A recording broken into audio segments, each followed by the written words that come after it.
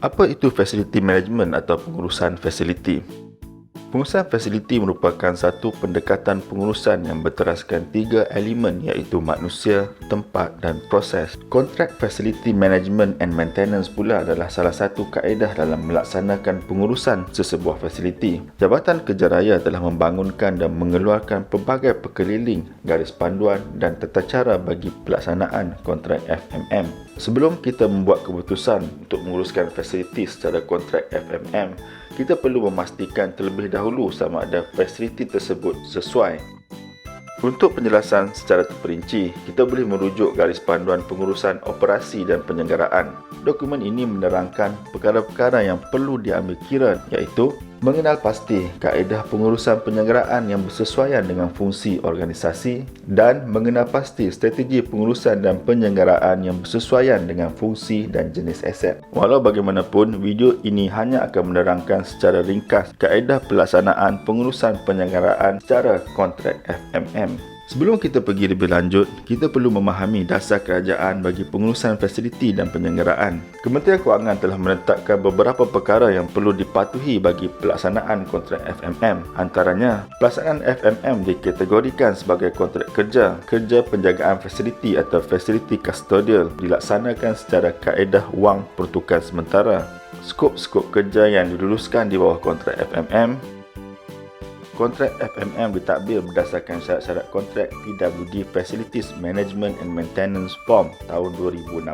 Barang kontrak ini dikhususkan bagi premis kerajaan dan untuk tempoh kontrak yang tidak melebihi 7 tahun. Bagi menambahkan lagi pemahaman, kita boleh merujuk garis panduan perolehan dan pentadbiran kontrak pengurusan fasiliti dan penyelenggaraan. Secara ringkas, pelaksanaan kontrak FMM terbagi kepada 2 peringkat iaitu pra-kontrak dan juga pasca kontrak. Antara lain, garis panduan ini juga menerangkan garis masa bagi pelaksanaan kontrak FMM. Ianya sangat penting untuk difahami kerana terdapat elemen pengurusan peralihan iaitu tempoh peralihan di antara kontrak baru dan kontrak sedia ada. Ini bagi memastikan kesinambungan dan ketersediaan fasiliti. Berbalik kepada syarat-syarat kontrak tadi. Berikut adalah antara terma-terma yang terdapat dalam syarat-syarat kontrak ini seperti skop kontrak, kaedah bayaran, tanggungjawab kontraktor, tanggungjawab pegawai penguasa fasiliti, keperluan insurans, penamatan kerja dan lain-lain. Adalah penting bagi pegawai yang menyediakan tender atau mentadbir kontrak faham terma-terma yang diperuntukkan dalam syarat-syarat kontrak ini. Ini bagi memastikan kontrak FMM dapat dilaksanakan secara teratur dan dapat menjaga kepentingan kerajaan.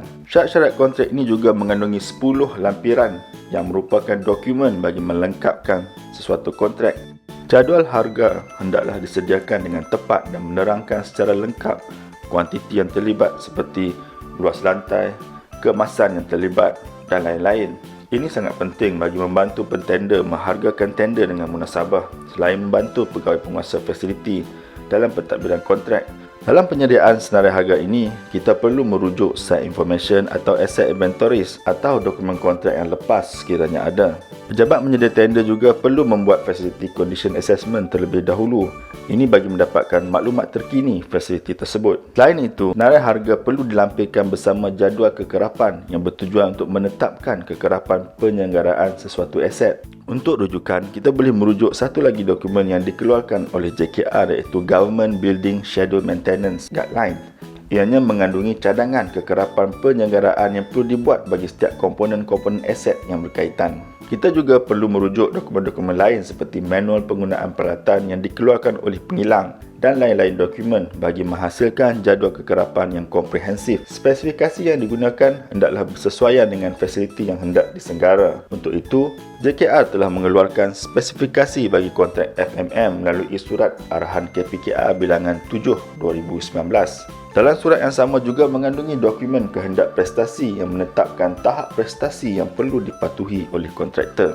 Bagi memudahkan dan meningkatkan tahap efisiensi pengurusan pelaksanaan kontrak FMM, JKR juga telah mengeluarkan keliling yang menguatkuasakan penggunaan CMMS. Apa itu CMMS? CMMS ialah satu aplikasi alat bantu yang membolehkan kerja-kerja pengurusan senggaraan fasiliti menjadi lebih mudah, sistematik dan berkesan. Ini hanya merupakan pengenalan asas berkaitan Facility Management and Maintenance. Untuk sebarang pertanyaan, anda boleh menghubungi JKR seperti alamat dan nombor telefon yang tertera.